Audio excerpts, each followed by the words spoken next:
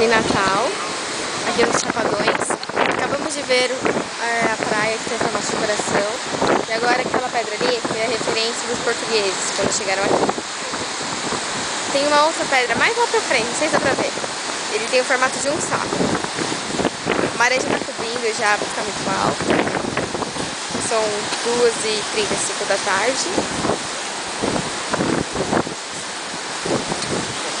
É inacreditável. Aqui foi a filmagem da abertura do Fantástico, aquele Acucá, como o Alexandre fez. E a altura aqui é inacreditável. É muito alto, gente. Olha isso.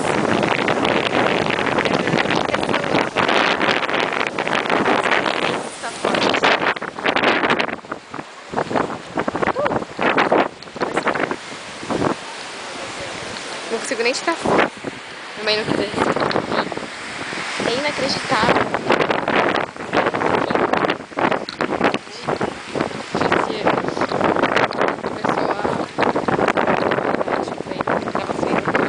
Ele continua intacto.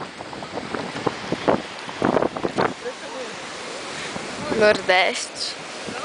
Quem pensa que o Nordeste é só seca. Depois dessa. Opa! Caraca!